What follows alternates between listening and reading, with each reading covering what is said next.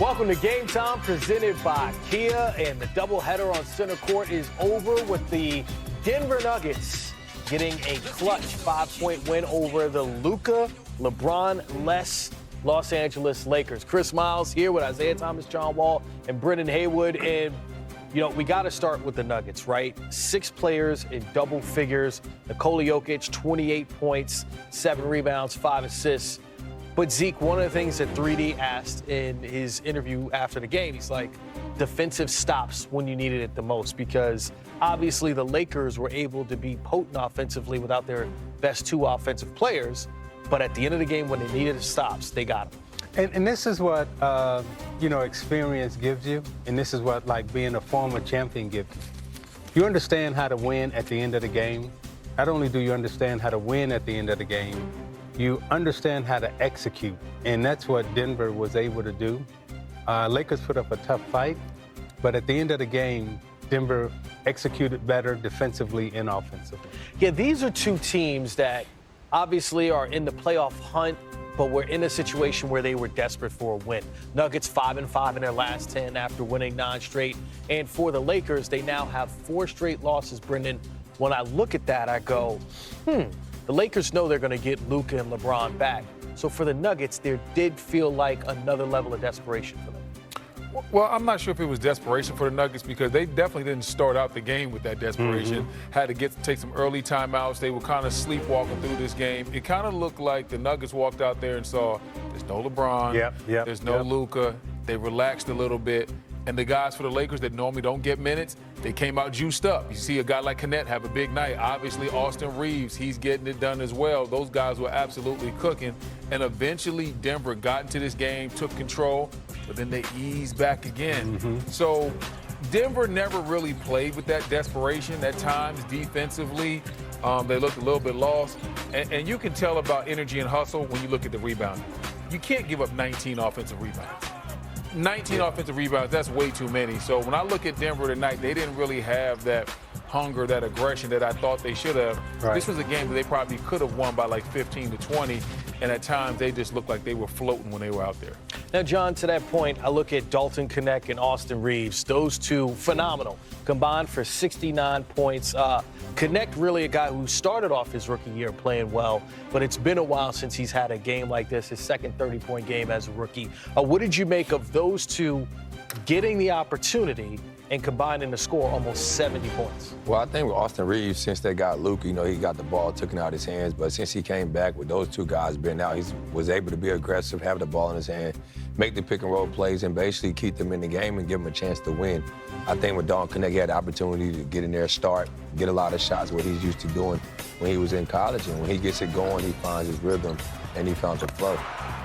You know, Zeke, you said before the game that this was an opportunity for J.J. Redick to see guys have an opportunity and make the most of it. You made some great points about Dalton Knecht being in this spot. How impressed were you of the way that he performed? Extremely impressed with how he performed. But the guy that, to me, jumped out, is when you look at Shake Milton, right?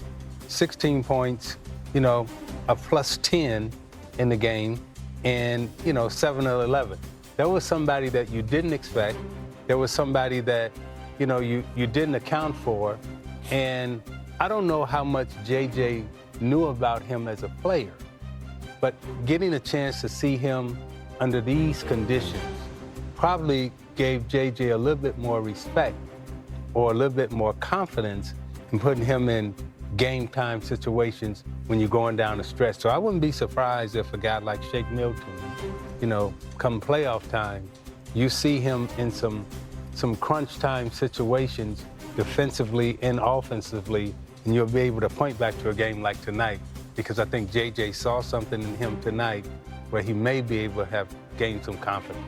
Yeah, well, the Nuggets always have confidence in Nikola Jokic. And Brendan, when it came down to winning time, Nuggets in the game on an 8-0 run, and they were down 3. Nikola Jokic said, okay, I got this from here on out. What'd you make of the way that Nikola Jokic played and closed out this game? Well, listen, he made winning plays, and that's what he normally does. And especially coming down the stretch in this game, down 3, under a minute to play, not taking any fadeaways, not settling. He was able to just get downhill, get an and one bucket.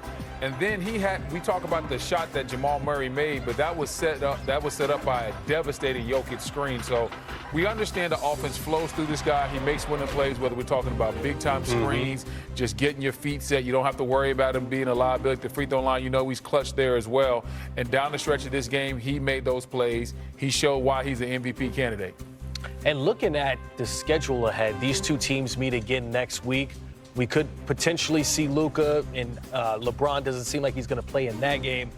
But in the Western Conference standings, it gets really interesting now that the Lakers have lost 4 consecutive games because the Memphis Grizzlies, the Minnesota Timberwolves, the Golden State Warriors, they're all jumbled in. You look at from 2 down to 7. I mean, the Lakers were in that second spot just a couple of days ago. Brendan, what do you make of the upcoming schedule, looking at the Lakers, the Warriors, and the Minnesota Timberwolves? Is who you think would be the team at 6th, and who would most likely be at 7th in the play? I can't tell you who's going to be where, but I'm going to tell you, to me, the seeding matters the most for the Los Angeles Lakers because they have the 2 pieces. When you talk about Luka and LeBron, they're coming together. Even though they've had that 8-game stretch where they're playing well, they're still learning each other. Still learning. They're still trying to figure it out. You know, you have certain guys now that are getting more minutes than they're used to getting. Yeah. So this lineup is still different. There's still some growing and some gelling that they have to do. So I think seeding is very important to them because they don't want to go into a playoff series and mess around and have to get a Denver or OKC in the first round. They want to catch one of those younger teams, maybe a team like a Houston. And so very important to this Lakers ball club. They get down too far and that first round matchup is tough. This team wants to try to win a championship. And it's very hard when you have to start out going up against a 1 or 2 seed from the very jump and then try to run all the way through the Western Conference. Yeah, with just under a month to play in the regular season. Now kind of, stands in your way a little bit because the Lakers just didn't. A little bit larger, yeah. Yeah, it's the one game they just didn't have, as JJ said, shortcutted it. Yeah, right? They didn't have the effort that night. That's the one, Geeter, that hurts them a little bit. After you looked at the injuries and LeBron being out, you look at the count, and you really put a lot of emphasis on that Brooklyn game because that's the one you need. And then you're only lost 3 in a row now instead of 4. So, they'll go through the drawing board, hopefully get a couple players back slowly. And if they continue to play like they played tonight, I mean, we said that I agree. It was going to be guys are going to get to measure themselves against, good players. And I thought they passed with flying colors. And by the way, it's not just getting, if LeBron's going to be out for another week or even more, this team can win basketball games if you get those other guys back. They've shown it time and time again shorthanded that they can win games. When they get whole and they are healthy, this Laker team, we've seen what they can do. So I think that's what gives the 3 of us confidence. Now you hope they can go into this next stretch. You got 4 games at home. You got 4 games in 5 nights. Everyone's been talking about it. You're going to get an early start with Phoenix on Sunday, San Antonio Monday. You got Denver on Wednesday, Milwaukee on Thursday. 1 game at a time. Listen, AR tonight, I think if you're going to take some good stuff away from the last couple games, Austin Reeves. It was a short struggle, by the way, but it was a struggle a little bit, as JJ said. When he came back after the injury, shooting 26% through 3 games, that's all changed.